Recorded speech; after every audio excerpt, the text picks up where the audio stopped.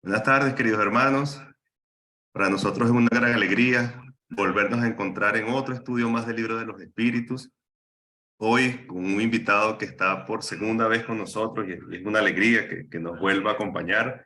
Se trata de nuestro querido hermano Harold Hernández, del Ecuador, del Centro Espírita Francisco de Asís. Un hermano, bueno, que siempre que vemos su charla nos admiramos por todo ese caudal de conocimiento, ¿no? Y viendo el tema que correspondía, un tema que, bueno, que si se quiere, es un poquito complicado, por lo menos a mí para explicarlo. Hay ciertos temas que no los pudiese explicar con nuestro bajo conocimiento, pero serían un poquito más difícil, ¿no? Por lo cual hemos recurrido al hermano Harold para que nos haga el honor de explicarnos este tema, ¿no? Que se titula Acción de los espíritus en los fenómenos de la naturaleza, el cual está enmarcado en el libro segundo, el capítulo 9. Entonces, bueno, Harold, para nosotros es una gran alegría poder contar contigo, pues, que tú hayas aceptado esta invitación por segunda vez. Y bueno, te vamos a dejar entonces, la palestra es tuya para que tú nos des tus consideraciones y bueno, y si es posible, como siempre acostumbramos, para llamar esas buenas vibras, armonizar el ambiente, si quieres hacer una pequeña oración de inicio y bueno, y ya de una vez comienzas tú con el tema. Harold, bienvenido y gracias. Muy buenas tardes, es un gusto mutuo compartido. Disfrutamos de ustedes también, amigos de Mensaje Fraternal, desde el Centro Espírita Francisco de Asís, acá en Quito, Ecuador, en la mitad del mundo. Para nosotros es un honor poder compartir con ustedes. Vamos a elevar los pensamientos y hacer una oración honrando al Creador. Amado Padre Celestial, Creador del cielo y de la tierra, amigos guías y benefactores, Maestro Jesús, rogamos que esta charla nos permita el crecimiento espiritual a través del aprendizaje conferido por los espíritus a nosotros quienes estamos aquí en la tierra aprendiendo lecciones. Rogamos que nuestra conciencia esté despierta para entender aquellas situaciones complejas que suceden en nuestro día a día, pero que la sabiduría de los espíritus prometidos por el Maestro Jesús para que nos guíen está justamente para esclarecernos. Pedimos que este saber conferido por los espíritus se vuelva práctica, que la información se codifique en conocimiento y que el conocimiento se codifique en sabiduría en nuestro corazón. Que así sea. Muy buenas noches, es un honor, tardes, es un honor estar con ustedes. Vamos a hablar de este tema de los fenómenos climáticos, de qué tiene que ver este tema con nuestra existencia, de este capítulo interesante del libro de los espíritus. Y recordemos que el espiritismo es una doctrina científica, y al ser una doctrina científica, recordemos que Kardec era un hombre de esa era de la Ilustración, un hombre enciclopédico. Y en aquellos tiempos, cuando Kardec codificó la doctrina espírita, no había la información científica que hay ahora. Pero yo en mis años de investigación, de divulgación científica, que la he ejercido en el tema de periodismo, en la docencia, si algo puedo asegurar de la A a la Z en la doctrina espírita es que no hay una sola coma, un solo texto de la doctrina espírita que no haya sido confirmado por la ciencia del siglo XX y del siglo XXI. Entonces, y por eso para ser un estudioso espírita, uno debe saber física, neurología, medicina, porque la doctrina espírita es una metaciencia, aglutina un montón de ciencias y por eso es tan importante el estudio desde esa óptica. Hoy vamos a tratar el tema, la acción de los espíritus en los fenómenos de la naturaleza. Preguntas 536 a la 540. Y bueno, esto yo quería antes de comenzar con las preguntas, un poco generar la reflexión. Se habla mucho de que los Estados Unidos tienen un proyecto llamado el Proyecto HARP, que intentan con fenómenos electromagnéticos llegar a la ionosfera para tratar de controlar el clima.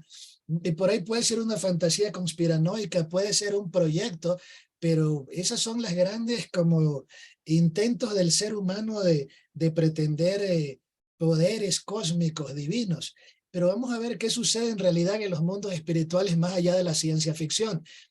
A nivel físico, obviamente, nuestro planeta Tierra tiene una troposfera donde se mueven los aviones a una mayor altura, una estratosfera, una mesósfera, y finalmente una exósfera. Se habla de que en la ionosfera se encuentra todo ese potencial bioeléctrico que nos conecta. Y existieron científicos como el arquitecto Ernest Harman, que hablaba de que debajo de la Tierra habían unas líneas bioeléctricas llamadas líneas Harman.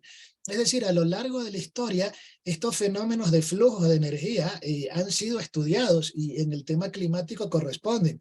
Se sabe que en las viejas pirámides de Egipto, en la cámara del rey, estaban alineadas estas pirámides con la constelación de Orión. Un libro que yo les recomiendo, que me parece maravilloso, es un libro de diálogo interreligioso o de diálogo de historia de las religiones comparadas. Es esta obra de Emmanuel dictada a Chico Xavier que se llama Camino de la Luz.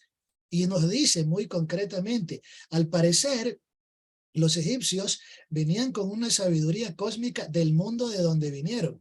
Y por eso tenían ese estudio de la vida y de la muerte. Y los científicos han descubierto que en las pirámides había un sitio que se llamaba la Cámara del Rey, donde se unían las energías telúricas, estas líneas Harman, con este cinturón de Van Allen, esta energía cósmica, para generar ese proceso de conservación que tuvieron esas reliquias. Eso quiere decir que el ser humano siempre trató de conocer este tipo de fuerzas de la naturaleza. Y vamos a ver qué nos dice la doctrina espírita al respecto. Y en estos momentos en que el mundo siempre ha vivido, venimos de una pandemia donde muchas personas partieron, donde la vida de todos cambió, aprendimos a comunicarnos virtualmente. Y por ahí pasa lo que decía el gran Martin Luther King: el ser humano, qué desventura, que puede volar al cielo, puede viajar al fondo del mar, pero no se puede comunicar con el corazón de su prójimo. Y dentro de esas a veces llamadas tragedias naturales, que hoy las vamos a estudiar desde la doctrina espírita para ver que no son ni tan tragedias y que tienen todo un proceso de estructura, no siempre todo es desgracia. Acá en mi país, en Ecuador, hubo en el 2016 un terremoto. Y un terremoto donde 680 personas desencarnaron. En mi ciudad, que se llama Puerto Viejo, en la costa ecuatoriana, había un edificio que se llama Solca, de Sociedad de Lucha contra el Cáncer, y se cayó un edificio y un niño estaba dentro del edificio que no se pudo salir, un niño enfermo con un tema oncológico. Y resulta que este chico, nadie sabe cómo salió porque virtualmente estaba discapacitado, y de alguna forma lograron ver lo que había salido. Entonces todos los médicos sorprendidos dijeron: ¿cómo puede ser si ese edificio estaba en escombros? Y él dice: no sé, un señor alto y rubio vino y me sacó. Bueno, varios días después, cuando limpiaban el edificio, sacaron un cuadrito, una foto de un médico voluntario norteamericano que hacía muchos años había ayudado en oncología a los niños del hospital. Entonces, cuando él vio la foto de este médico que ya había desencarnado hace muchos años, dice: ese señor de ahí fue el que me ayudó a salir. Y yo quiero compartir para comenzar esto, para el saber que pese a todas las dificultades o lo que llamamos a veces tragedias de los llamados fenómenos naturales, el ser humano siempre tiene la compañía de los espíritus. Esta foto que tengo aquí la tenemos del espacio Medellín Espírita de nuestro amigo Esteban Londoño, y aquí que habla de que en este terremoto por allá en Turquía, un periodista turco le pregunta a un niño que lo ve con una sonrisa cuando lo rescatan: ¿no sentiste hambre todo este tiempo debajo de la presión de estas ruinas? Y la respuesta de este niño textualmente fue: de vez en cuando alguien vestido de blanco venía a darme agua y alimentarme. Y en estos momentos, cuando experimentamos soledad, muchas veces el mundo espiritual está pendiente de nosotros. Y cuando el mundo espiritual no está pendiente de nosotros, quien debe estar pendiente es el ser encarnado, el ser humano, encarnado del prójimo. Y comienzo con este antecedente, un poquito de historias para meternos de lleno ya en las preguntas. Hay una historia que suele contar Divaldo Franco, no sé qué tan hagiografía, tipo las biografías de los santos más mitológicas que real, o qué tan contundente, tridimensional es, pero se cuenta que en una ciudad de Alemania llamada Münster cayeron una bomba en esta Segunda Guerra Mundial y que todos los edificios se cayeron, pero quedó en pie un fragmento de la iglesia que tenían en ese pueblo para orar y quedó una estatua del Cristo, pero sin los brazos. La gente estaba decepcionada porque tenían ese ícono en esa tradición católica cristiana y no sabían ya a quién recurrir en sus oraciones. Y ese Cristo, de esa figura, le faltaban los brazos. Entonces se cuenta que el lustrabotas del pueblo tomó un pedazo de cartón y con el pincel que lustraba los zapatos escribió la frase: ustedes son mis manos. Yo creo que esa es la responsabilidad que tenemos todos, esa del texto de Mateo 25, estuve hambriento y me disteis de comer, sediento estuve y me disteis de beber, que frente a estas situaciones difíciles, de huracanes, de vientos, de terremotos, lo más importante es que el amor al prójimo siempre sea la medicina paliativa para estas situaciones. Y el mundo de los espíritus tampoco va a dejar de hacer su tarea. Vamos con las preguntas, pues. Pregunta 536. Los grandes fenómenos de la naturaleza, aquellos que se consideran una perturbación de los elementos, ¿se deben a causas fortuitas o tienen un objeto providencial? Y la respuesta de los espíritus dice: todo tiene una razón de ser, nada ocurre sin el permiso de Dios. Y bueno, aquí tenemos un relato también en el Nuevo Testamento, en los Evangelios, donde cuenta que en algún momento estaba Jesús con sus apóstoles, y vamos a leer literalmente lo que dice el texto del Evangelio. Y entrando él en la barca, el Maestro Jesús, sus discípulos le siguieron. Y he aquí que se levantó el mar, una tempestad tan grande como las olas cubrían la barca, pero él dormía. Y vieron sus discípulos y le despertaron: Señor, sálvanos que perecemos. Él les dijo: ¿por qué teméis, hombres de poca fe? Entonces, levantándose, reprendió a los vientos y al mar, y se hizo una gran bonanza, es decir, el clima se aplacó, en otra traducción. Y los hombres se maravillaron diciendo: ¿qué hombre es este que aún los vientos y los mares le obedecen? Y bueno, en este relato se ve una cosa importante. Que claro, que un espíritu con una notable autoridad moral y esa fuerte conexión con, con el mundo espiritual puede tener hasta este tipo de responsabilidades y facultades. Y sobre todo hay autoridad moral y el sentido de proteger a las personas.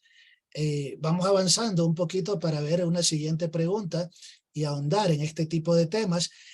Se entiende, y ya lo vamos a leer en las preguntas posteriores, que cuando se da un fenómeno de orden climático, al que llamaríamos catástrofe en nuestro lenguaje más cotidiano, normalmente estos fenómenos necesitan un conjunto de energía periespiritual para justamente mover este tipo de fenómenos, y que no es solo un espíritu, son varios, pero acá en este caso era Jesús, con esa autoridad moral, medium de la divinidad y mensajero de Dios, justamente mostrando esa fe, esa contundencia ética que él tenía sobre incluso los procesos de la naturaleza.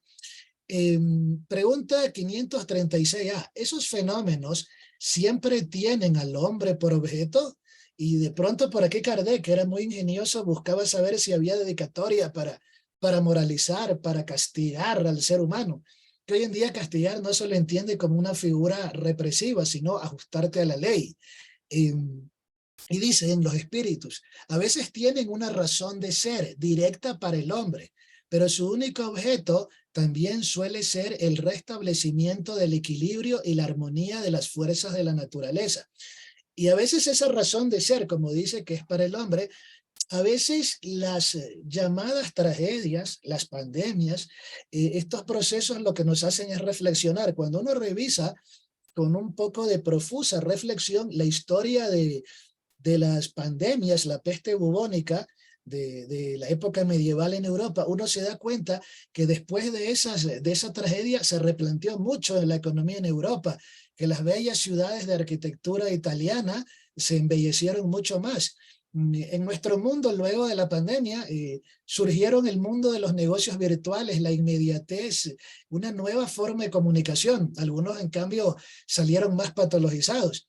Pero todo proceso a veces tiene una estructura de cambio.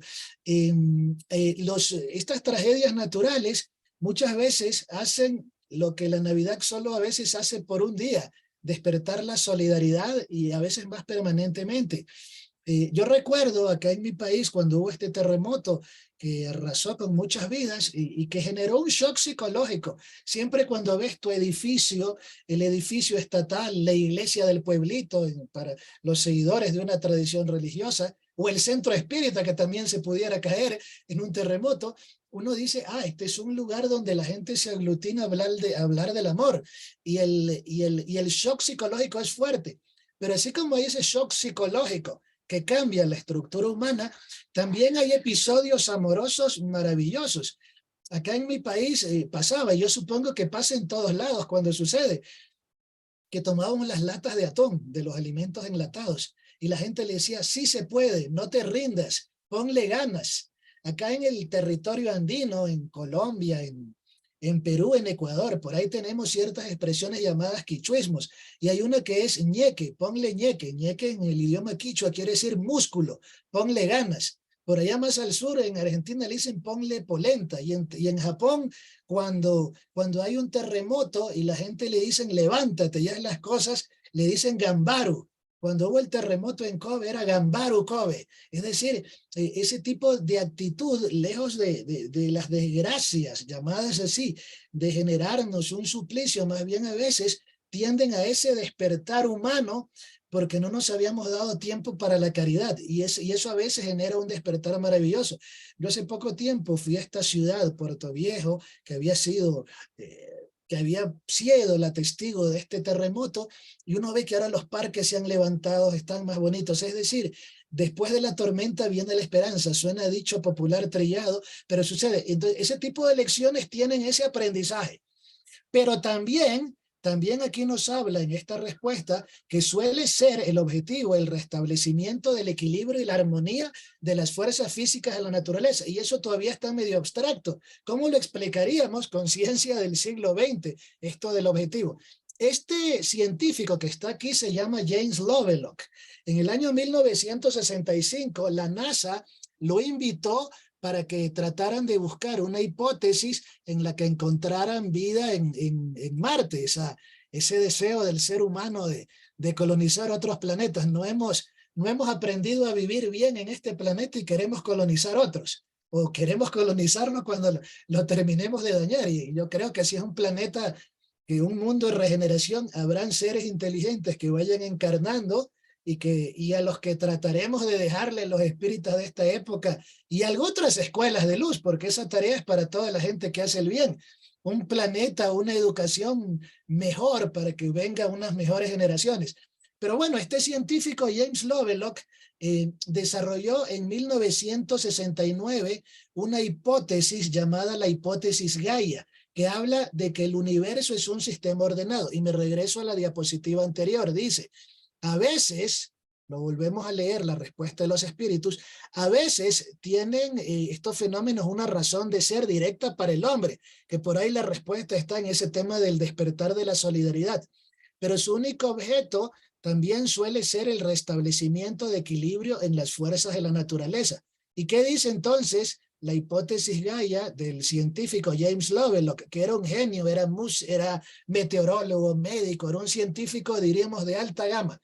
La hipótesis Gaia es un modelo interpretativo que afirma que la presencia de vida en la Tierra fomenta unas condiciones adecuadas para el mantenimiento de la biosfera, es decir, que la Tierra, al parecer, obedece a estructuras físicas cuánticas ordenadas y está conectada con los flujos de radiación del universo para seguir manteniendo la estructura vital en la Tierra. Después de una erupción volcánica, los volcanes tienen mucho azufre en su interior y esas cenizas volcánicas azufradas terminan nuevamente fertilizando a la Tierra. Y hasta la ciencia ha descubierto medicamentos. Hay un volcán que se llama volcán Hekla, y los homeópatas sacaron por ahí de las cenizas del volcán Hekla un medicamento llamado Hekla Lava que ayuda en lesiones maxilares. Entonces, no creo que todos los procesos que suceden en la naturaleza tengan que ser destructivos. Y por ahí tendríamos que estudiar la ley de destrucción, que después de esas tormentas viene la calma. Según la hipótesis Gaia, cuyo nombre es tomado de la diosa mitológica Gaia de la cultura grecolatina, la atmósfera y la parte superficial del planeta Tierra se comportan como un sistema donde la vida, su componente característico, se encarga de autorregular sus condiciones esenciales, tales como la temperatura, la composición química, la salinidad. En el caso de los océanos, Gaia se comportaría como un sistema autorregulado que tiende al equilibrio. Verán, esto lo dijo este científico, un científico que trabajaba para la NASA, ya lo trazó como hipótesis en el año 1969, y fue la bióloga Lynn Margulis en el año 79 que propuso este término y lo popularizó. Entonces, esto dicen los físicos del siglo XX, y acá Kardec, los espíritus le dijeron que de lo que se trataba era del restablecimiento del equilibrio y la armonía de las fuerzas físicas en la naturaleza. Entonces, por ahí podemos ir entendiendo un poquito mejor las cosas. Vamos con la pregunta 536b. ¿Comprendemos plenamente que la voluntad de Dios sea la causa primera de todas las cosas? Sin embargo, ¿cómo sabemos que los espíritus ejercen una acción sobre la materia y son los agentes de la voluntad de Dios? Preguntamos si algunos de ellos no ejercerán una influencia sobre los elementos para agitarlos, calmarlos, o dirigirlos. Es evidente, dicen los espíritus, no puede ser de otro modo.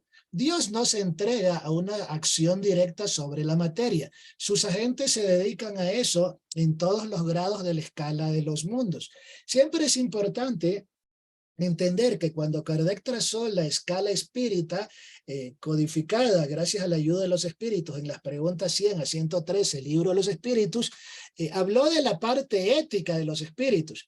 Pero cuando uno lee la literatura complementaria, uno ve que hay todo un sistema ordenado de jerarquías espirituales para distintos hechos. Entonces, cuando usted quiere, por ejemplo, enterarse cómo se planifica la encarnación de un ser humano, le puede ser muy útil el libro Misioneros de la Luz de Chico Xavier, un libro muy interesante. Pero también hay obras como las de Divaldo, de Transición Planetaria, que te habla cómo los espíritus trabajan en equipo para movilizar fuerzas espirituales sobre la Tierra. Entonces, a modo de entendimiento, es bueno reflexionar lo que dice la respuesta. Es evidente, no puede ser de otro modo. Dios no se entrega a una acción directa sobre la materia, sino sus agentes que se dedican a eso en todos los grados de la escala en sus mundos. Y evidentemente, la doctrina no ahonda mucho en eso. De hecho, hay una parte donde nos va a decir que algún día lo entenderemos. Porque esa información, cuando se la dio a Kardec, no había todo el desarrollo científico que hay ahora. Y aún ahora, nuestra ciencia material todavía no logra explicar todas las cosas, porque el conocimiento lo vamos recibiendo de acuerdo a nuestra evolución. De hecho, un libro muy interesante, el libro de los médiums, en su capítulo 26 nos habla de esas revelaciones, inspiraciones científicas que tienen estos sabios que descubren medicamentos, que descubren nuevas formas de cambiar al mundo. Muchas de estas inspiraciones van llevadas por la mano de los espíritus, es decir, el conocimiento nos va llegando mientras vayamos madurando. Verán, tuvieron que pasar casi un medio siglo de ateísmo en el siglo XX, yo diría un siglo, desde finales del siglo XIX hasta mediados del siglo XX, donde está muy de moda esas corrientes materialistas, donde se sacó a Dios como centro de estudio y se puso la ciencia como centro de estudio. Hoy hay una filosofía llamada posmodernidad donde ni siquiera hay ciencia, sino politización de todas las cosas, y en ese momento histórico se perdió mucha lucidez de las cosas con ese materialismo. Entonces, pero por otro lado, también ese materialismo facilitó la presencia de una ciencia a veces bastante ortodoxa para no dejarse engañar por ficciones.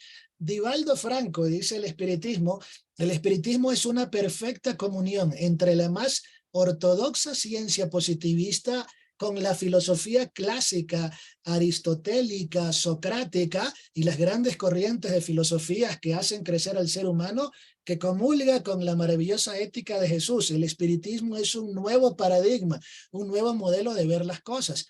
Y aquí en esta respuesta vemos que obviamente deben haber jerarquías que también se encarguen del tema de los espíritus. Y en estos libros de la colección de Transición Planetaria se ve cómo los espíritus tienen un orden, hacen asambleas, se reúnen para movilizar procesos en la Tierra. Entonces, este proceso todavía no está completamente explicado, porque supongo que ya habrá algún momento en que toda esa información esté codificada para entenderlo bien. Pero ya vamos a ir avanzando en las preguntas para ver que sí lo hay. Es decir, si usted revisa en la literatura de codificación, va a encontrar la escala espírita, por ahí va a encontrar también en libros científicos como la propia Génesis y la propia Cielo y el Infierno, algunas pistas de estos procesos en que los espíritus tienen jerarquías para trabajar sobre eventos climáticos. Pero vamos a ir avanzando en las preguntas para ir descubriendo un poquito más de respuestas. Volvemos a la respuesta que dice.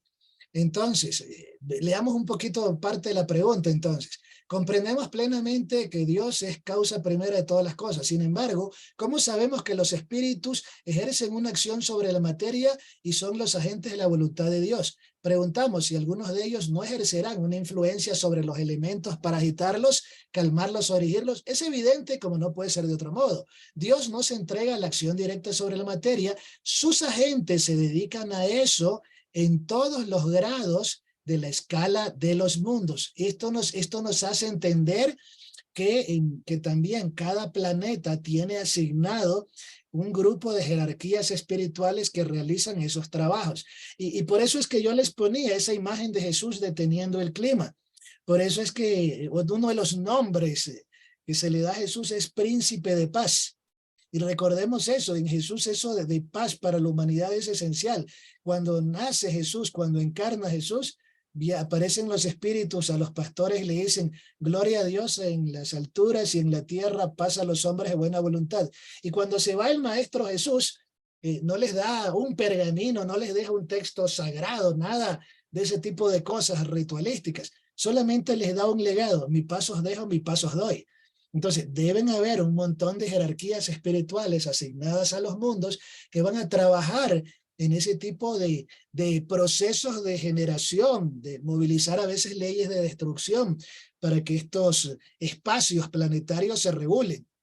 Y es importante entender en ese contexto que por eso hay que estudiar también, además de la doctrina espírita clásica, la codificación, también literatura complementaria, donde yo he visto bastante información de esto, de esas jerarquías ordenadoras hacia los planetas, es en esta obra que tiene Divaldo Franco, Transición Planetaria, y en los otros libros que acompañan a la colección. Y ahí podemos ver cómo los espíritus se aglutinan en trabajo y transmiten información inspirada, mediúnica, a distintos puntos de la Tierra para que la gente no caiga en colapso trágico.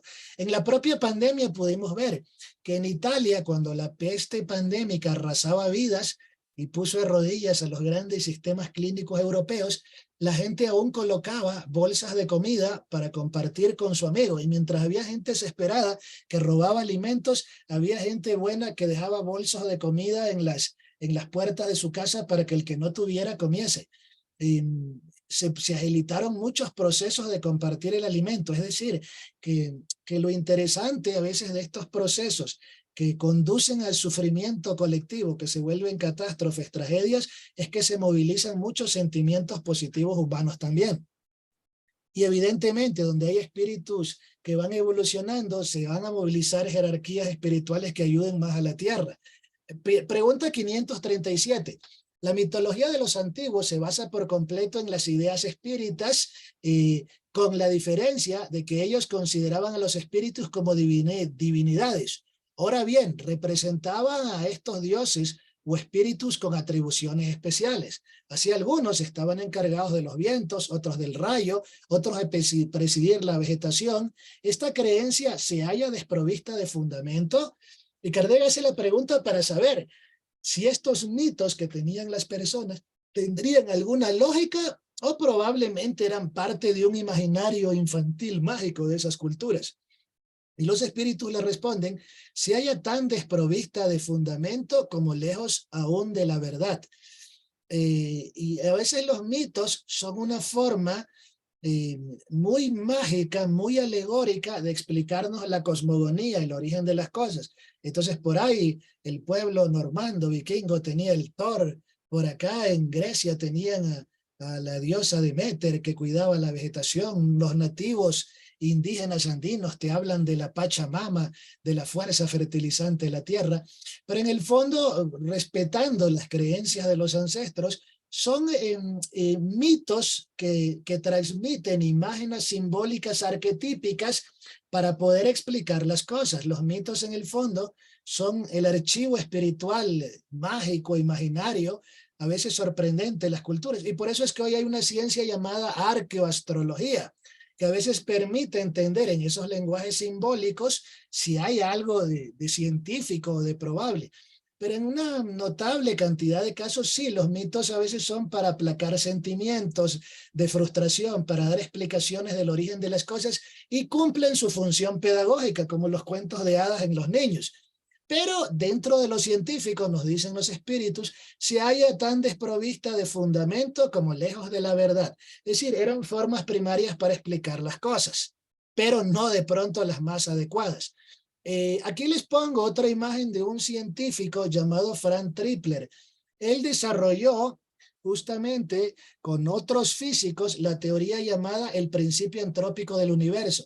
Resulta que el planeta está tan inteligentemente diseñado que los 23 grados 27 minutos de inclinación de la Tierra, el movimiento giratorio de rotación y traslación son tan precisos que facilitan la vida. Si la Tierra se demorase más horas en girar, a lo mejor entraríamos en un efecto de nieve terrible y se acabaría el planeta por una edad del hielo.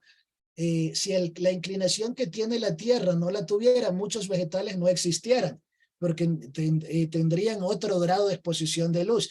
Este principio antrópico, entonces, de Frank Tripler sostiene que existen constantes físicas de Planck, cargas de fotones, que existen un conjunto de variables físicas que le hacen pensar a este cosmólogo que el planeta, la Tierra y el universo fueron diseñados por una inteligencia mayor a la nuestra.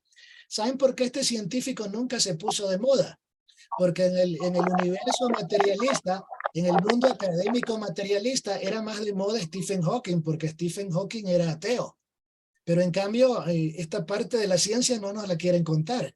Por eso es importante leer a físicos que desde variables científicas nos explican que existe esto. Hay otro teórico que te habla de biocentrismo. Es decir, que aún estos procesos de cambio climático regulan instancias internas de procesos de vida, como lo explica la hipótesis Gaia también. En su libro de divulgación científica, The Anthropic Cosmology, el universo antrópico, explicado así en español, el principio antrópico del universo, en otra traducción, publicado en el 86, los cosmólogos John Barrow y Frank Tripler explican que existen tres principios antrópicos. Un principio antrópico débil, que es la simple constatación del hecho de que estamos aquí e impone restricciones del universo para ver unas restricciones de variables físicas para que la vida exista.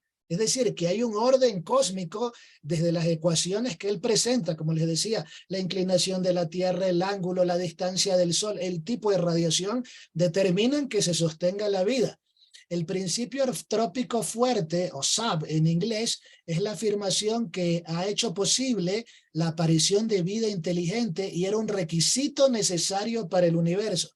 Y el principio antrópico final es la afirmación de que la vida inteligente, una vez que ha aparecido en el universo, no tiene que desaparecer, tiene que evolucionar. Entonces, miren, esto lo dice un científico, un cosmólogo astrofísico de altísimo nivel de percepción cognitiva y, como digo, no tiene tanta popularidad como los materialistas porque al materialismo le espanta ese paradigma.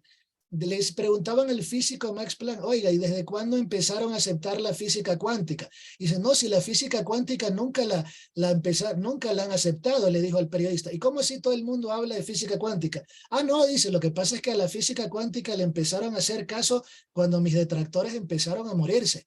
Y hay veces que tienen que nacer nuevas generaciones de jóvenes para que puedan captar esos nuevos paradigmas de la realidad. Entonces, miren, ya hemos hablado, hay científicos como el doctor Frank Tripler, el experto también de la teoría de Gaia, que se han dado cuenta desde su estudio científico que la vida no es un absurdo ni es un accidente, y que aún lo que podríamos llamar catástrofes son fuerzas ordenadoras del universo para transformar las cosas.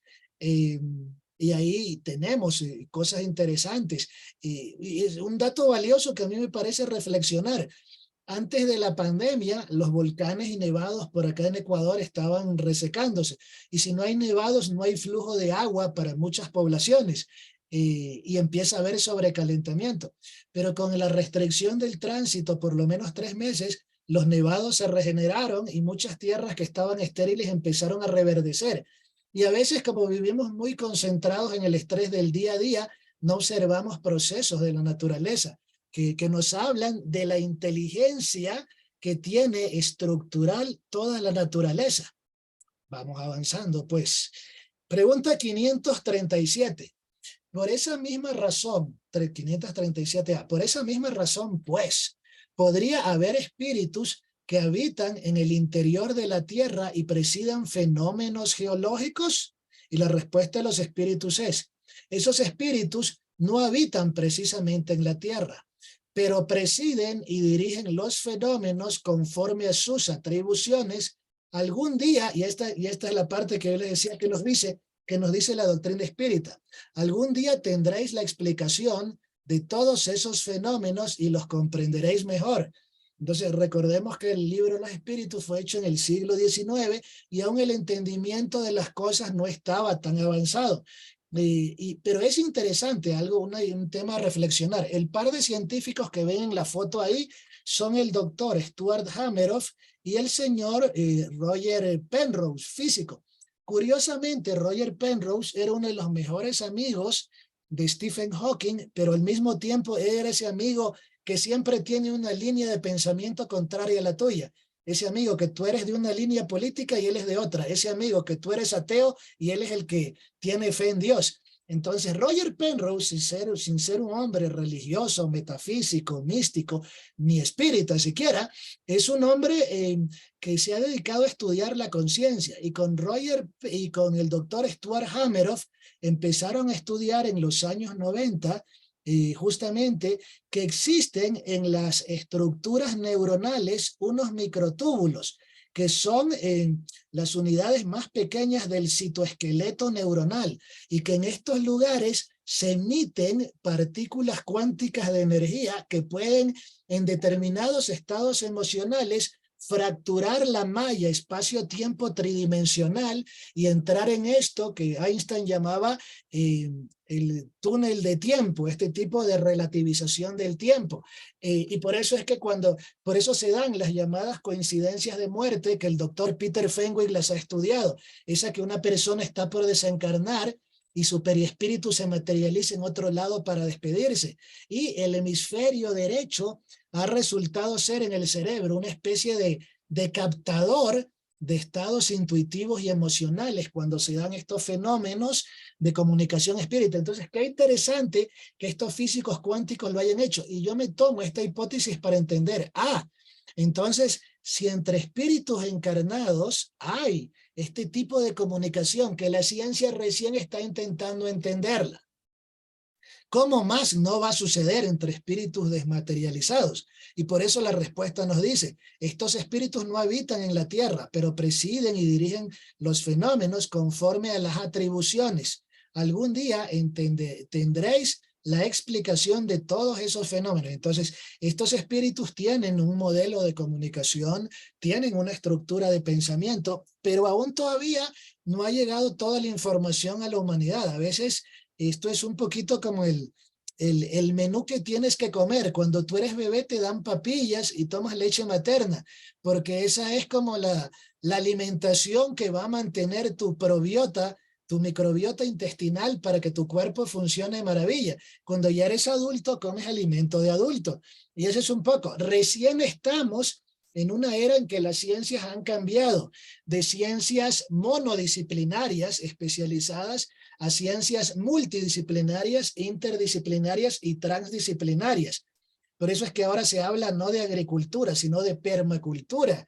Hoy se habla no de neurología, sino de neuroteología. Y gracias a la neuroteología, los científicos materialistas han empezado a callarse. Yo siempre cito uno de mis textos favoritos del libro El espiritismo en su más simple expresión. Y a nosotros aprendemos en el capítulo 6 del Evangelio según el espiritismo, que el espiritismo viene a esclarecer y consolar. Pero hay algo muy bonito que dice el ítem 29 del espiritismo en su más simple expresión. Y dice, el espiritismo viene a combatir el materialismo, que es una rebelión contra las leyes de Dios.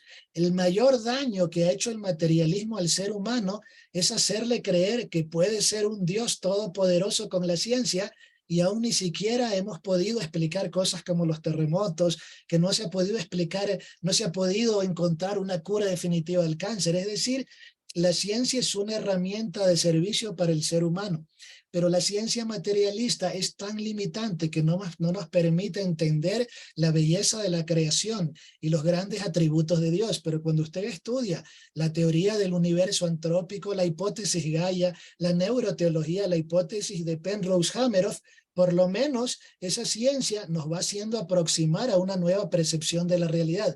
Así que sí, en los espíritus hay una serie de jerarquías, tienen procesos de comunicación. Supongo que si a partir de esta teoría de Penrose-Hameroff, o si a partir de la teoría del biólogo Rupert Sheldrake, que habla de telepatía entre hombres y animales, y de animalitos, comunicación de especie, si entre las especies de animalitos se pueden comunicar por campo morfogenético, ¿cómo no se comunicarán? Y yo les sugiero, a mí un libro que me resulta encantador por su riqueza científica, fue el libro Teoría Corpuscular del Espíritu, del ingeniero Hernani Guimaraes Andrade.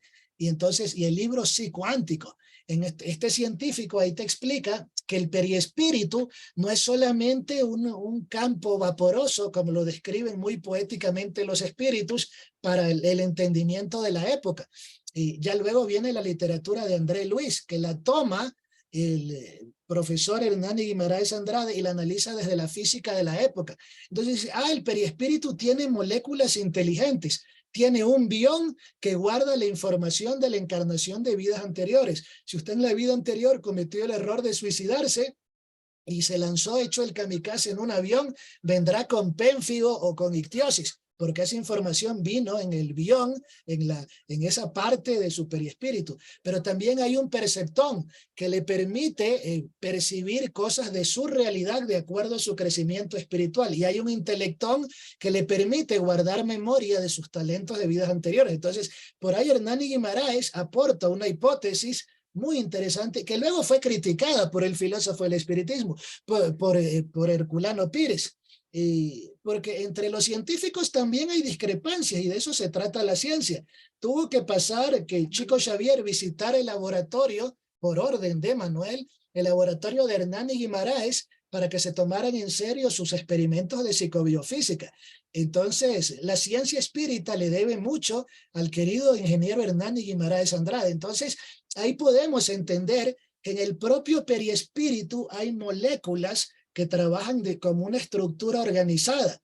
Y cuando usted lee, sobre todo 3 libros que yo recomiendo mucho para poder entender la comunicación entre espíritus, son los libros Misioneros de la Luz, entre la tierra y el cielo, y En el mundo mayor.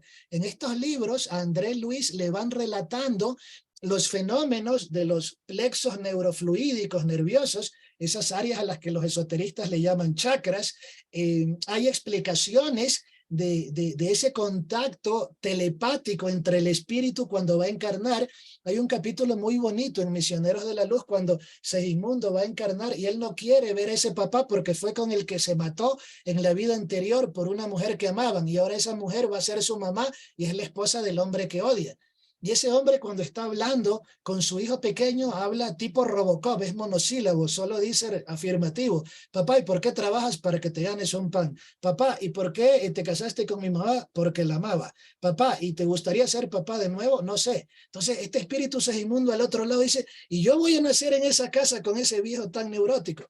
Y el espíritu guía de la familia coloca su mano en el plexo cardíaco y le hace recordar cuando su mamita le contaba cuentos. Y entonces en este hombre le aparece el recuerdo de ternura y empieza a hablar con dulzura con el hijo que está encarnado. Y ahí Segismundo dice, no ha sido tan malo, me va a tocar nacer en esa familia. Entonces, si uno entiende estas teorías científicas, por lo menos vas a poder intentar entender cómo se comunican los espíritus. Hoy en día existe todo un estudio, el Tom Bernie, erudito en vida intrauterina, ya explica cosas valiosas. Jim Tucker, en su libro Vida antes de la vida, te explica que hay niños que tienen recuerdos de la época antes de encarnar y te dicen, no, yo elegí esta familia porque en esta familia el papá no gritaba tanto. Yo elegí acá porque me daba pena ese señor que era ebrio, me daba pena, me parece que era conocido y yo nací porque yo sabía que si yo nacía, él se iba a inspirar a tener amor. Y Jim Tucker recoge eso en el libro Vida antes de la vida. Y ahí usted entenderá. Una de las cosas que a mí me fascina entender de la comunicación espírita es, por ejemplo, esos antojos que tienen las mamás cuando el niño va a nacer. Y hay veces que como el periespíritu del niño se está adaptando a la psicosfera familiar, al que le dan los antojos, las náuseas y que le da el sueño profundo es al papá. Entonces ahí uno se da cuenta de que esa comunicación existe. Y todavía hay cosas que no las podemos entender, pero en estos libros que les cité, inclusive la Universidad Juiz de Fora en Brasil, con Decio Iandoli y varios científicos espíritas han llevado un análisis científico de esos libros y los enviaron al neuroteólogo Mario Beauregard en los Estados Unidos, que cuando lee la literatura de chico dice, anda, este señor terminó primaria y te está hablando de avances científicos que hoy la ciencia recién los está tratando de entender. Es decir, los neuroteólogos de la era actual que han leído a Chico Xavier dicen que él era un adelantado a su tiempo y nosotros desde el espiritismo podemos entender que él recibió información muy exquisita en el término científico por parte de su espíritu también acompañante André Luis. Entonces ahí podemos entender un poquito cómo estos espíritus se organizan. Si se organizan para planificar la vida, ¿no se van a organizar para estos fenómenos cósmicos que atañen a la misma vida? Vamos avanzando. Pregunta 538. ¿Los espíritus que presiden los fenómenos de la naturaleza constituyen una categoría especial dentro del mundo espírita? ¿Son seres aparte o espíritus que han estado encarnados con nosotros? ¿Que lo estarán o lo han estado? Es decir, que deben haber espíritus que han vivido un montón de encarnaciones y cuando van llegando a esas categorías de espíritus puros, de espíritus superiores, han de recibir tareas para continuar en su movimiento de evolución en el universo. Y eso me parece interesante. Hay un texto muy bonito que se llama Chico, Becerra y usted, que son una recopilación de las cartas que Becerra le dictó a Chico Xavier. Y ahí se cuenta que cuando Becerra de Meneses termina su encarnación, va al mundo espiritual y sus espíritus guías le dicen, anda, puedes ir a un mundo feliz, a un mundo más evolucionado porque has hecho tu tarea. Kardec brasileiro, has cumplido tu tarea. Y el gran Becerra de Meneses le dice, no, dice, yo me quiero quedar en la tierra para seguir ayudando a mi prójimo. Bueno, vas a estar ahí ayudando como espíritu guía. Y por ahí se sabe que el doctor Becerra de Meneses le ayudaba con recetas homeopáticas al gran Eurípides Barzanulfo, el primero que hizo una escuela espírita en Latinoamérica. Le daba también a Chico Xavier 300 recetas diarias de homeopatía y a Divaldo también unas 100 recetas de vez en cuando. Entonces, el espíritu evolucionado va a tener su libre albedrío y va a tener distintas tareas. Entonces, suponemos que hay espíritus, o entendemos entonces más bien que hay espíritus que también van a tener que ver con este tema de estos procesos de cambios en la naturaleza y que van a tener esos procesos ordenadores. Y del mismo modo, atentos a esto, que hay espíritus que generan estos cambios en la naturaleza. También hay científicos que inspiran a cómo paliar estos fenómenos de la naturaleza. Entonces ahí viene un poquito el tema de la inteligencia. El espiritismo valora mucho la inteligencia y el trabajo del ser humano. Uno se va a países como Japón y en Japón hay edificios que tienen unas bases de edificio que tienen unos resortes inteligentes mejor que el amortiguador del carro. Entonces, un edificio de esos te puede soportar fácil un terremoto de 8 grados en escala de Richter. Es decir, que el hecho de que suceda un fenómeno de estos en la naturaleza no quiere decir que el ser humano se limite a mirarlo como una tragedia, un castigo, una maldición, sino que también hay la inteligencia humana, y en el capítulo 26 justamente del libro de los Mediums te habla de esos espíritus que a esos hombres de ciencia, cuando están haciendo un descubrimiento, le dan esa fuerza inspirativa para que descubra grandes cosas que pueden ayudar a la humanidad. Entonces, los espíritus que están encargados de estas tareas no son seres aparte, fueron espíritus como nosotros que fueron evolucionando a esos grados y van decidiendo y van recibiendo tareas de acuerdo a esos grados evolutivos. Vamos avanzando. Pregunta 538A. Vamos a ver qué nos dice la pregunta 538A. ¿Esos espíritus pertenecen a las órdenes superiores o inferiores de la jerarquía espírita? Y aquí, mira, aquí ya entra el tema de las jerarquías. Acuérdense un poquito. En la pregunta 100 a la 113 nos habla de una estructura espírita, de una escala espírita. Pero Kardec y los espíritus son tan humildes que en ningún momento te dicen, y ahí la propia pregunta 100 te afirma, no te dice que es la única, la mayor, la definitiva escala. Esa es una escala pedagógica que nos dejaron los espíritus para estudiar. Pero dentro de esos espíritus sabios que tienen tareas de su segundo orden, de esos espíritus puros que van alcanzando, deben haber distintas huestes espirituales con tareas. Y por ahí yo les digo, ya en la obra, en estas obras de Divaldo, ya últimas, de transición planetaria y hacia un mundo de regeneración, dictadas por Manuel Filomeno de Miranda, ya se empieza a ver cómo estos espíritus trabajan en ese orden. Es decir, para contestar estas preguntas también tenemos que empezar a leer esa literatura complementaria donde se ve cómo trabajan los espíritus en el ordenamiento del universo. Repetimos la pregunta, ¿esos espíritus pertenecen a las órdenes superiores o inferiores de la jerarquía espírita? Depende del papel más o menos material o inteligente que desempeñan. Algunos dan órdenes, otros las ejecutan. Los que llevan a cabo las cosas materiales son siempre de un orden inferior, ya sea entre los espíritus como entre los hombres. Y por ahí, no sé si sea mi imaginación muy exagerada, y de pronto a un espíritu le mandan, oye, hagamos algo para que el ser humano reaccione. Y por ahí algún espíritu que va cumpliendo la tarea no es el más desarrollado, y van sucediendo más cosas de las que se habían planificado, porque los espíritus inferiores, a pesar de que siguen órdenes, también van a tener sus fallos, y por eso es que hay una jerarquía para que se dé el orden de la mejor forma. Por lo menos en este libro que vamos a ver aquí en la parte, en esta pregunta 539, hacia un mundo de regeneración, se va dando un atisbo de cómo los espíritus están pendientes de la tierra, de cómo toman, de por qué es importante no talar la naturaleza.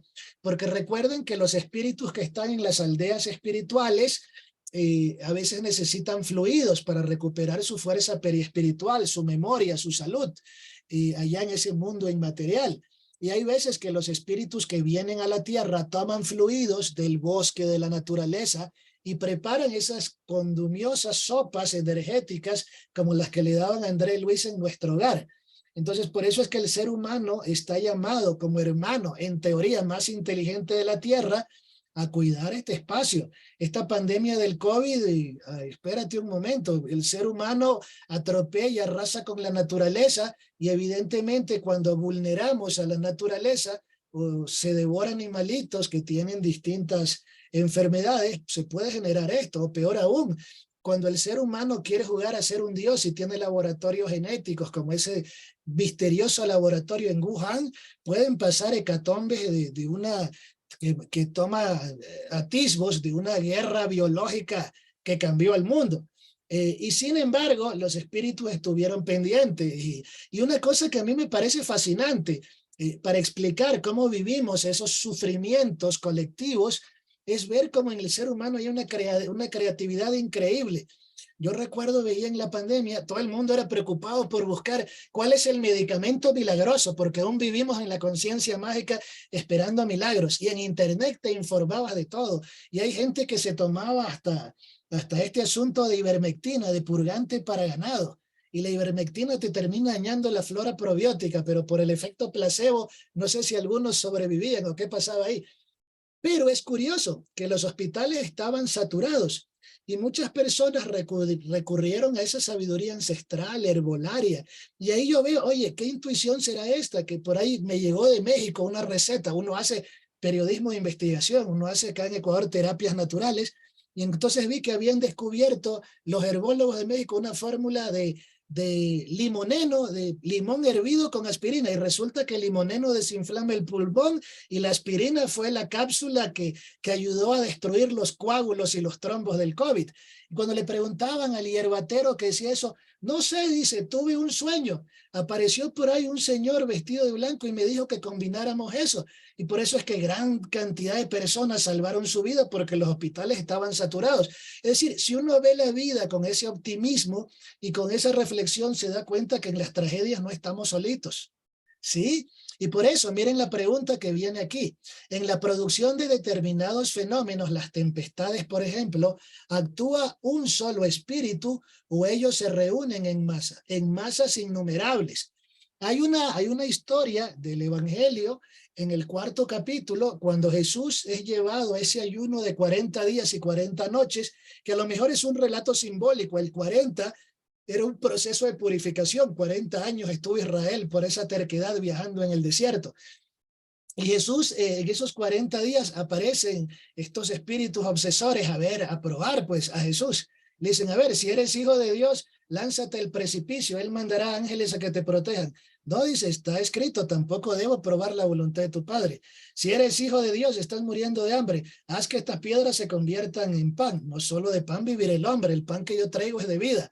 Si eres hijo de Dios, estos espíritus poderosos que trabajan en gremios también, uno los puede ver, esos espíritus obsesores, retorcidos, que también tienen sus jerarquías. En este libro, Sexo y Obsesión, de cómo tienen su propia ciudad perversa, de cómo han influido a los depravados sexuales, de cómo a veces los mandan a encarnar a ver si se regeneran. Estos degenerados tipo Hugh Hefner nacen en hogares a veces profundamente cristianos, protestantes, pero parece que no aprenden bien la lección, en qué vendrán en la próxima vida, cómo vendrán o en qué planeta los mandarán a encarnar por no aprender bien la lección. Entonces, uno ve que si hasta entre los espíritus maliciosos hay esas jerarquías, también deben haber masas innumerables de espíritus que están encargados de orientarnos a la educación espiritual, de coordinar los procesos climáticos, y por eso esta pregunta dice, en la producción de determinados fenómenos a las tempestades, ¿actúa un solo espíritu o ellos se reúnen en masa? En masas innumerables, es decir, trabajan en equipo para hacer estos efectos. Pero yo me vuelvo a la historia de Jesús. Entonces, Jesús era un espíritu de una jerarquía moral y de una fuerza espiritual tan notable que él solito se bastaba para detener una tormenta. Y cuando hay esta historia de que a Jesús le empiezan a ofrecer todos los reinos del mundo, que le dicen convierte la piedra en pan y etcétera, dice que llegaron espíritus a acompañarlo. Dice el relato más ortodoxo en la traducción Reina Valera, ángeles vinieron a ministrarle, espíritus guías vinieron a servirle, porque estaban ahí cerca de él, y el Maestro Jesús mostró que el ser humano puede superar todas las desesperaciones instintivas que tenemos. No tienes ni que quererte probar, hacer cosas suicidas, destructivas, ni pedir cosas milagrosas. El pan te lo ganas trabajando, no pidiendo que caiga del cielo solamente. Y tampoco necesitas conquistar toda la tierra y quererte comer al mundo como te venden esas filosofías materialistas. Tú necesitas aprender a gerenciar tu vida y hacer tesoros en el cielo. Y los tesoros en el cielo son las virtudes que tú te ganas. Cuando la doctora Elizabeth Kubler-Ross le decían que qué había aprendido de tantos enfermos moribundos, y ella decía, lo que más he aprendido es cuando al otro lado te preguntan cuánto amor fuiste capaz de dar y de recibir. No te preguntan cuántos títulos tuviste, cuánto dinero, sino cuánta felicidad diste al ser humano. porque acá la tierra se viene a aprender el ama a tu prójimo como a ti mismo.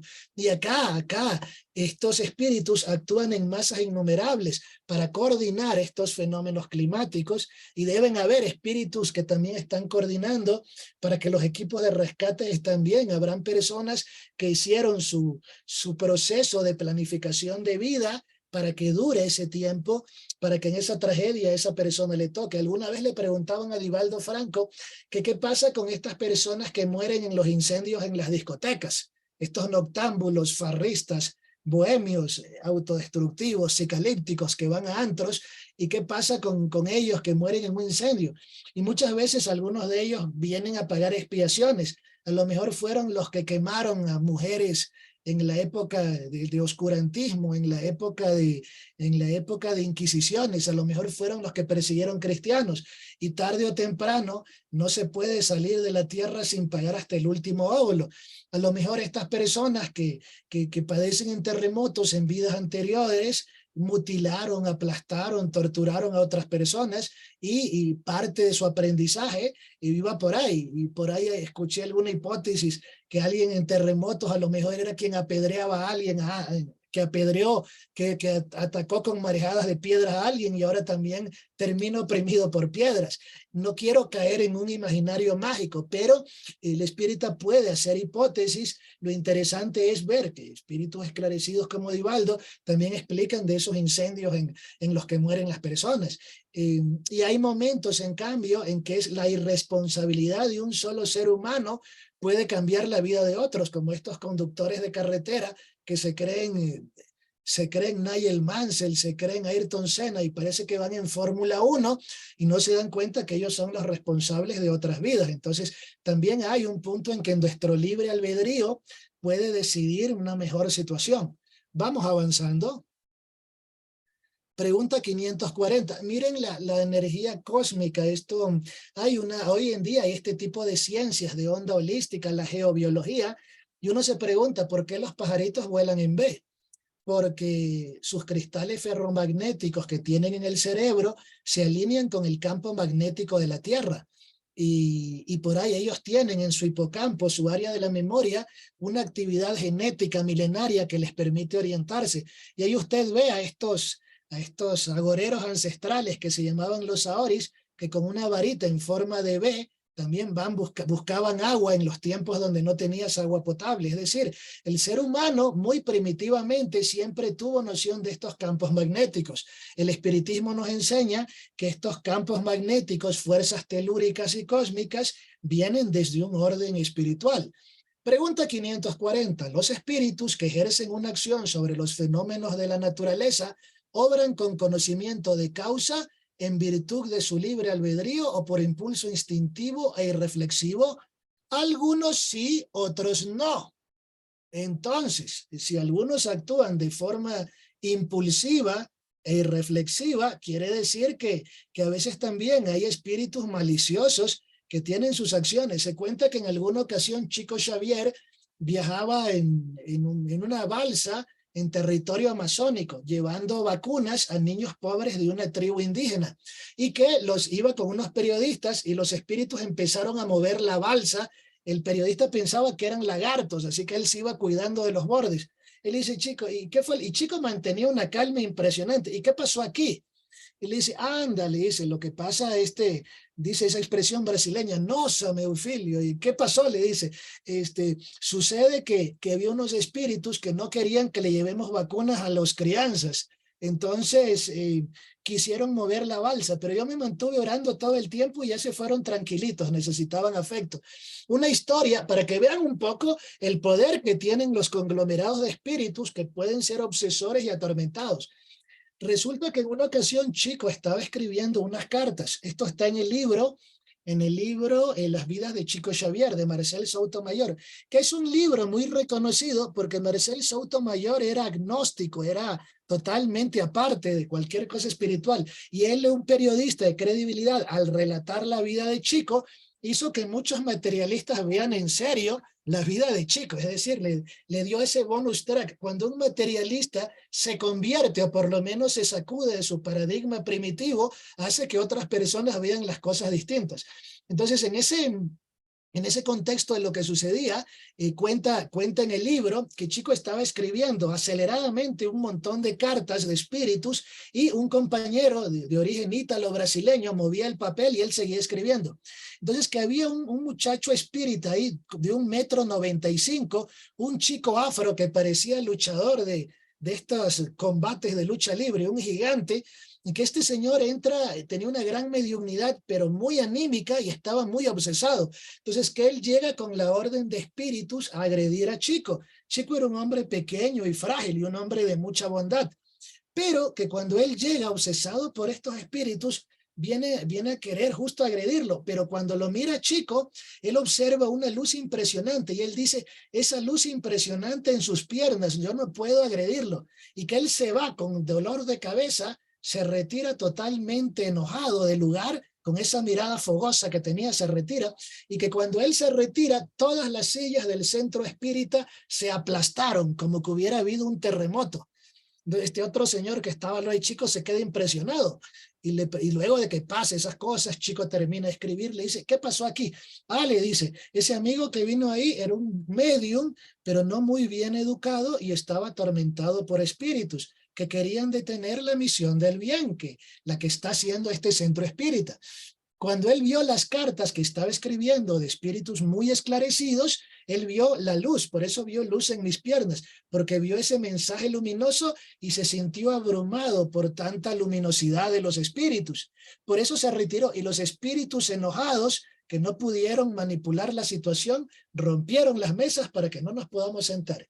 Y se cuenta que ese fin de semana estuvieron sentaditos en el piso, que otros donaron sillas, pero que no paró el centro espírita. Entonces, si se pueden dar estos tipos de fenómenos, en alguna ocasión para ver cosas, Chico Xavier tenía una conexión biocomunicacional tan poderosa con la naturaleza, que en alguna ocasión habían insectos y ratoncitos que dañaban la cosecha de un señor amigo en Brasil, y ya iban a traer toda la contaminación ecológica, fumigantes, elementos tóxicos.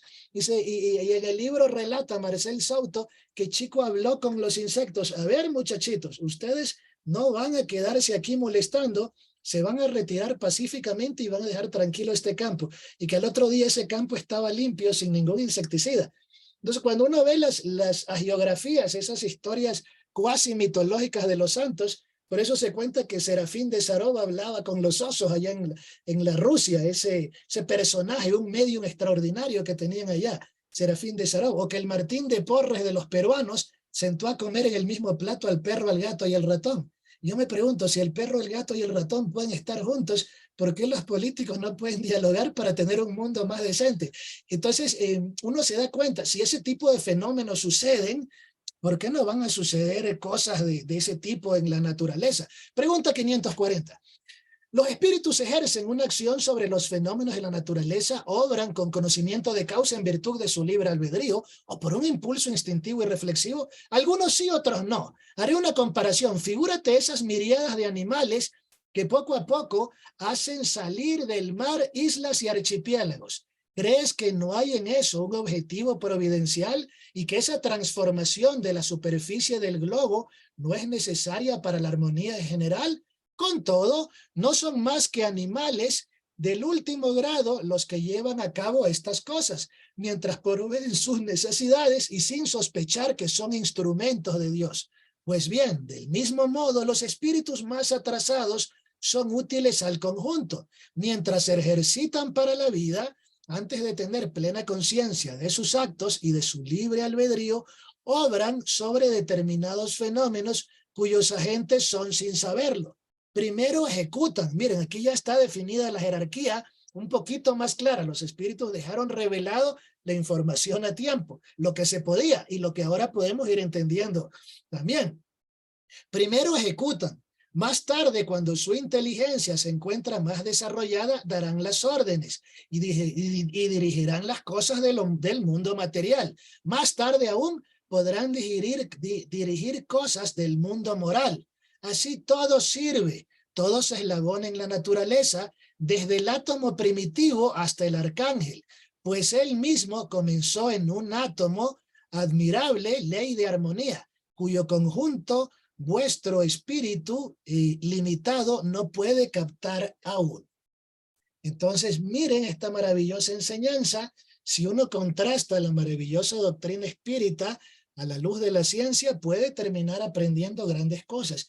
Había un museo en México hace años, no sé si existirá todavía, donde era un museo interactivo para no videntes, donde habían animales disecados. Y entonces el no vidente iba y tocaba al león, le tocaba los colmillos, al oso, al tigre, y había un espejo. Y en el espejo había un rótulo que abajo decía, aquí yace el animal más peligroso, más infame y que a veces no quiere entender las cosas, el hombre. Y se miraba, al final había un espejo. Decía John Steinbeck, de todos los animales de la creación, el único que come sin tener hambre, que habla sin tener sed y que bebe sin tener sed y que habla sin tener nada que decir es el ser humano. Pero seguramente él se refería a ese ser humano poco esclarecido que no quiere entender las maravillosas leyes cósmicas del Creador. Muchísimas gracias, espero haberles ayudado un poquito con el disertar de esta jornada. Oh, imagínate, Harold, ha sido todo un banquete escucharte y por todo este paseo por la historia, por la ciencia. Es un tema que de verdad es apasionante, como todos los temas de los espíritus, pero cuando nos empiezan a hablar estas cosas que la ciencia tiene que ir de la mano con la moral, ¿no? Para entender todas estas cosas, cosas que más adelante se van a tratar en la ley de destrucción, ¿no? Pero ya tú nos has dado este abreboca para irlas comprendiendo y sobre todo ir reflexionando, ¿no?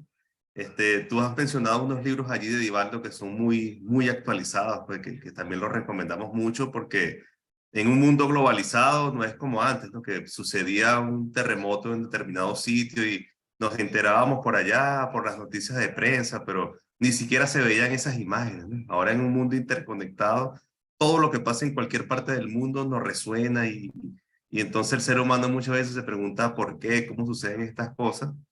Y es lo que la doctrina nos da ese preámbulo, ¿no? Donde dice que analicemos las cosas, que veamos. Y en esto precisamente estás tú en esta clase de hoy, ¿no? Para que nos ayudes a entender todas estas cosas, ¿no? Cosas que nosotros en lo particular te agradecemos muchísimo, ¿no? Aquí tienes en el chat algunos saluditos aquí que te han colocado, ¿no? La hermana Irma Rosa Díaz Aguirre te saluda desde Acapulco, Guerrero. La saludamos también, ella siempre está muy pendiente, dice, gusto en verle de nuevo, hermano Harold. Lo vi en la mañana y no me canso de verle, escucharlo.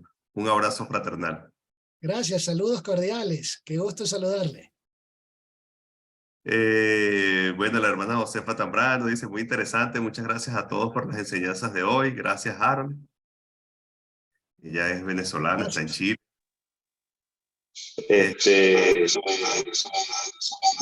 Gixi también te manda a decir por aquí, excelente, gracias hermano Harold por tan clara explicación. Gracias. Y bueno, aquí tienes otras más. Un lujo de clase, mil gracias Harold desde Chile. María de Jesús te manda este mensajito. Dilo, gracias hermano Harold por esa excelente clase que nos dictó, muy bien explicada, con mucho conocimiento. Orlando también le manda saludos, hermanos, excelente explicación, maravillosa desde Chile, ¿no? Entonces, bueno, yo en lo particular claro, me uno a todos estos hermanos que te dan las gracias en un tema que a mí siempre en lo particular me ha parecido desafiante, ¿no? Por todo eso que tú has explicado. Fíjate que empezaste desde el AR, desde el proyecto AR, con la ionósfera y todo esto, ¿no? Son cosas que uno las viene leyendo desde hace mucho tiempo y van en concordancia con lo que dice la doctrina espírita, ¿no? Y bueno, si nos fuésemos desde Tesla y todo esto, vemos cómo se va concatenando, ¿no? Cómo la ciencia va avanzando y es uno quien tiene que ir pescando porque, tal cual como tú decías, ¿no? Hay científicos de todas las índoles, científicos que son materialistas y dan sus conceptos, otros que están, si se quiere, más alineados con ciertas cosas, pero uno es el encargado, como dicen los espíritus, ¿no? De ir pescando de aquí a allá, porque a fin de cuentas, pedid y se os dará, buscad y encontraréis, ¿no? Entonces somos nosotros, y los espíritus lo dicen, ¿no? Van a venir conocimientos, pero son ustedes los encargados de también de nutrirse, ¿no? De hacer el mérito, porque son cosas que, como tú decías, ¿no? En lo espiritual no hay saltos, ¿no? Y ahí lo dicen los propios espíritus, ¿no? Como los espíritus que se encargan de los fenómenos de la naturaleza van como por categoría. Primero tienen que ejecutarlo para entenderlo, después los van dirigiendo, después los van, o sea, van subiendo como niveles, y lo mismo sucede con nosotros, ¿no? Entonces, ¿cómo queremos entender muchas cosas? Pues tenemos que empezar a tener el mérito, porque si no, ¿cómo nos explican ciertas cosas si nosotros tampoco tenemos ese bagaje, ¿no? Para entenderlas, ¿no? Y es lo que nosotros te agradecemos esta noche por darnos esta clase el día de hoy, que tanto nos esclarece en estos temas, ¿no? Entonces, bueno, hermano Harold, yo te quisiera dejar para tus consideraciones finales, para que nos digas, nos hagas ese cierre, y si es posible, bueno, nos hagas de una vez el honor con esta oración de cierre, con esa vibración que nos acompañe esta noche y durante toda la semana, ¿no? Sí, gracias. Bueno, desde el Centro Espírita Francisco de Asís de Quito, Ecuador, siempre es un gusto compartir con ustedes. Somos una comunidad pequeñita, pero con mucho entusiasmo. En pandemia, y pese a las crisis que había, mantuvimos un proyecto que se llama Compartiendo el Pan, que cada 21 días, cada 2 semanas, según cómo nos va llegando gente, hemos compartido alimentos con gente menesterosa, hemos compartido juguetes con niños en Navidad, útiles escolares, y es por una cosa: el espiritismo es una enseñanza vivencial de la caridad. Por eso ese sin caridad no hay salvación, hay que practicarlo. Chico decía, cuando usted inaugure el centro espírita, al otro día tenga la sopa, porque Chico supo lo que era pasar hambre en la infancia, y para él no había placer más grande que ver a un niño con un cuaderno o ver a un niño tomando la sopa para que aprendiera bien. Y eso es una cosa. Kardec decía, y ya con esto terminamos y hacemos la oración de cierre, y la evolución del espiritismo y pasaría por 4 partes. Una etapa muy fenoménica, una donde se volvía muy científico el espiritismo, una etapa donde los académicos e intelectuales los iban a estudiar, pero que la mejor etapa era cuando el espiritismo cambiara el orden social. Entonces vamos a hacer una oración para despedirnos, gracias a todas las personas que nos han acompañado, y vamos a hacer una oración para cerrar esta buena reunión. Amado Padre Celestial, amigos guías y benefactores, espíritus maravillosos, generosos, educadores, Maestro Jesús, pedimos que seamos más conscientes de las leyes divinas para el beneficio de nuestro crecimiento, que entendamos aquellas cosas que a veces nos resultan difíciles en este mundo tan complejo de vivir, que aprendamos a vivir bajo las reglas del amor, porque solo bajo las reglas del amor podemos evolucionar para convertirnos en verdaderos espíritus del bien. Que así sea. Muchísimas gracias. Un gusto verlos y qué bueno compartir con ustedes. Es mutuo, Harold, de verdad, bueno, y esperamos tenerte nuevamente más adelante. Ya viene la ley de destrucción, allí te vamos a invitar nuevamente, porque sigue siendo un tema apasionante, ¿no? Y ahí se clarifican mucho más estas cosas que los espíritus dicen en este capítulo. Más adelante la complementan de una manera, si se quiere, mucho más amplia, ¿no? Y la clarifican mucho más. Entonces, bueno, de más está decirte que estás invitado nuevamente para cuando lleguen ese capítulo, ¿no? Para que sigas con la Okay. secuencia. Será un gusto acompañarles. Muchas gracias. Un abrazo. Seguro. A todos, muchas gracias por acompañarnos, y bueno, los invitamos la semana que viene para que sigamos en otro estudio más del Libro de los Espíritus. Gracias a todos y feliz noche.